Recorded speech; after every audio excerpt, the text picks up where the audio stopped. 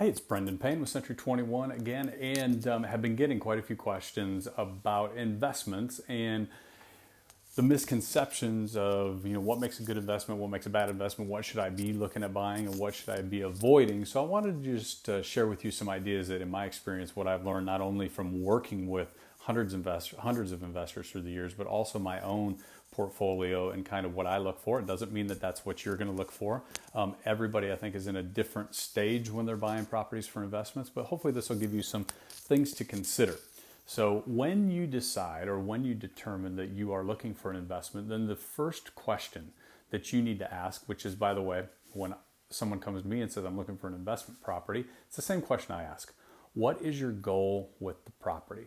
What's the goal with the property? Because you would be shocked at how many times when I say, what is your goal with property, or what's a good investment to you, people answer with, well, if I can get it under market value, or I can, if I could get something where they come off 10% of the price, then I think that'd be a great purchase. That's a great investment.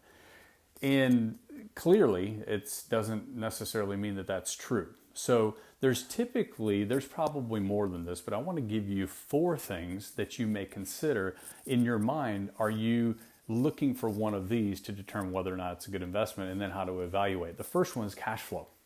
Most people that are truly looking for performance-based investments, so something that's going to perform better than maybe something else that they have, they're looking for cash flow. So monthly cash flow based off of what it costs them to own and operate the property, and also versus what they get in return. If it's making them money net after all expenses, then that is cash flow.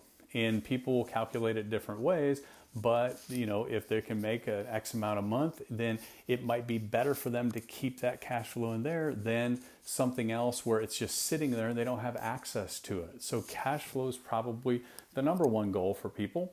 One thing that I would note about that is it's important to understand the market and also understand how are you evaluating this, because there are vast differences in the performance that one person looks at from a unit or a home and says, well, this is what the return is, and maybe what I do or maybe what you do. I'm very conservative when I run my numbers. So when I'm looking for an investment that works, I'm factoring in vacancy. I'm factoring in repairs.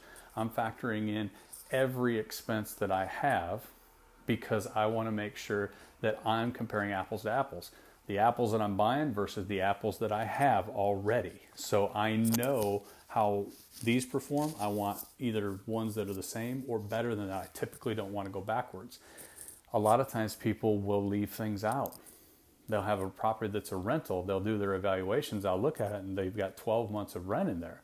Well, in our market, if you get people that are there for multiple years, that's great. But it's also very common to turn them over maybe 2 or 3 years in a row. So you have 3 one-year tenants, and then you get somebody to stay for 3. Well, you just missed out on some rent finding those people. And when people move out, they typically have to go back in there and spend a little money, clean it up, paint, stuff like that. So be clear on what you're factoring as your expenses. Also, if you are factoring in things like depreciation and all that, be cautious, because if you're looking for cash return properties, that means all expenses versus all income, and it makes money. If something changes in the tax law, you got to be careful, because now all of a sudden that property might not perform like you thought it did when you bought it. Number 2, some people buy properties just to simply park cash. I look at a lot of the properties on the ocean front in our market, or their vacation rentals and things like that. A lot of times those don't cash flow, even without mortgages, believe it or not. Sometimes they are break even at best.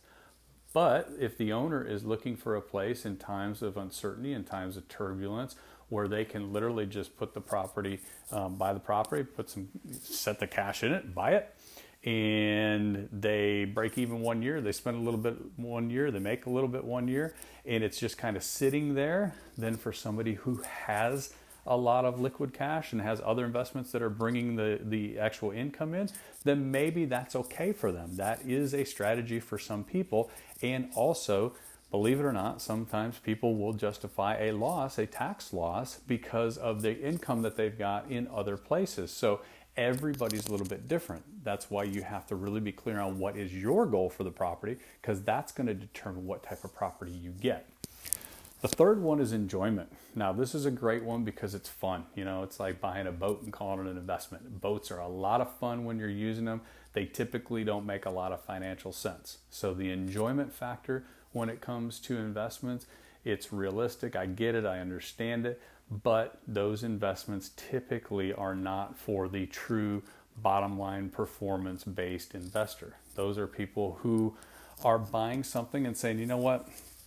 I'm coming down, I'm spending, X amount living in where I live, and then I go on vacation here. Maybe I should look at actually buying the property and renting it out some during the year, and then I get a couple of free vacations. And that's okay. There's nothing wrong with that, but just be clear that if that's your investment strategy, then that's your investment strategy. That's why you're doing that, versus being maybe a cash flow investor and focusing on some of this enjoyment factor as part of your cash flow.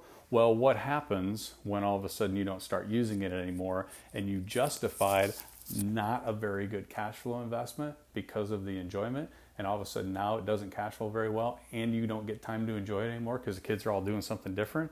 Now you got a bad investment.